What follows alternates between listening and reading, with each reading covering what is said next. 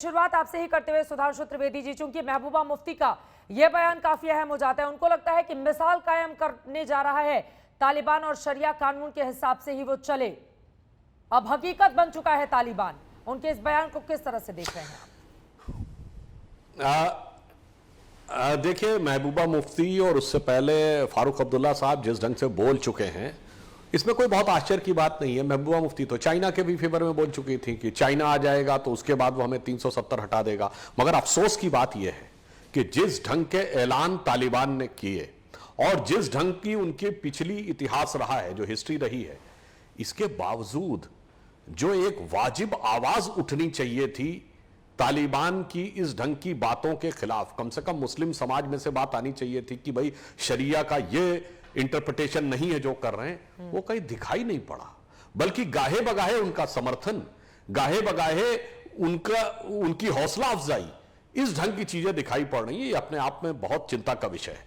और महबूबा मुफ्ती का इस प्रकार का बयान देना, चूंकि वो पूर्व में भी वो अलगाववादियों के पक्ष में बोलती रही हैं, इसी कारण से एक स्टेज ऐसी आई कि हम लोगों ने भी प्रयास किया था, परंतु अंततः हमें वो छोड़ना पड़ा और प्रधानमंत्री जी को भी बोलना पड़ा कि हाँ, हम मानते हैं कि वो हमारा गठबंधन महामिलावट था। ईमानदारी से उन्होंने बोला। इसलिए आज की स्थिति चिंताजनक है। एक बात मैं जरूर कहना चाहूंगा चित्रा जी, कि अब जिस प्रकार की सरकार वहां पर काबिज हो गई है, उसके बाद जो वहां पर आतंकवादी तत्व होंगे, उनके लिए तो हिंदी की जो एक प्रसिद्ध कहावत है ना कि सैया भय कोतवाल अब डर काहे का, तो अब तो उनका सारा डर खत्म हो जाएगा, क्योंकि सब वही लोग आके सत्ता में बैठ गए हैं। तो उसके बाद क्या होगा, ये सोचने की बात है। हाँ, एक पॉइंट में और जरूर थोड़ा सा आपको लगेगा विषयांतर में जा रहे हैं।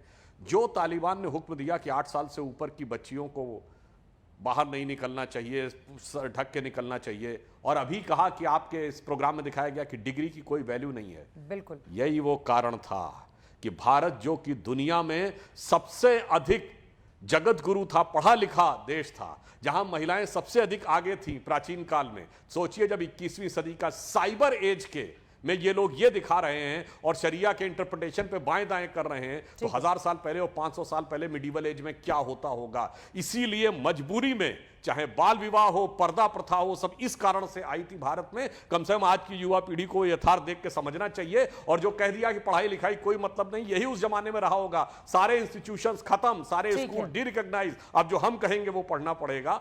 तो एक ये भी हमें समझ में आना चाहिए। और अगर ऐसे तालिबान का समर्थन कोई करता है तो यकीनन उसके ऊपर भी सवाल खड़े होंगे। जाहिर तौर पर अगर महिलाएं अपनी आजादी की बात करती हैं, वो अपने अधिकार मांगती हैं, तो फिर उनको कोड़े मारे जाते हैं, पत्थर बरसाए जाते हैं। इस तरह का रूप भी तालिबान का हम देख चुके हैं। लेकिन अशोक सज्जनहार जी, उसके बाद मैं पाकिस्तान के मेहमानों के पास चलूंगी, सीधे आपके पास आते हुए, चूंकि एक से एक नमूने भरे हुए हैं। जो 33 लोगों की लिस्ट सामने आई है, प्रधानमंत्री से लेकर यानी कि टॉप से लेकर बॉटम तक, सब के सब आतंकवादी रहे हैं, टॉप लिस्ट में शामिल रहे हैं, कुछ पर तो बैन है। आतंकवादियों की सरकार को अशोक सज्जनहार जी, हिंदुस्तान किस नजरिए से देखेगा?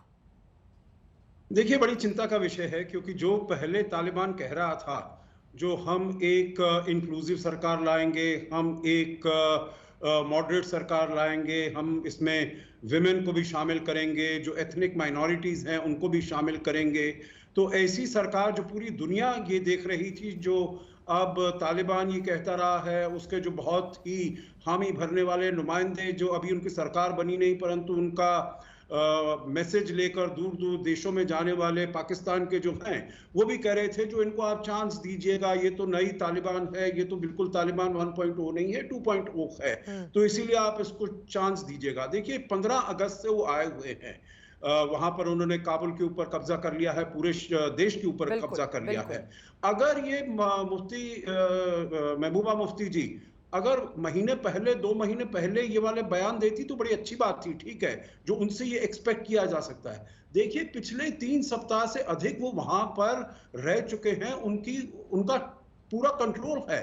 उन्होंने कैसे अपने को वहां पर किया है, उनका क्या एक्टिविटी रहा है। आज भी आप देख रहे हैं, उनकी सरकार भी आ गई है, महिलाओं के ऊपर वो गोलियां चला रहे हैं।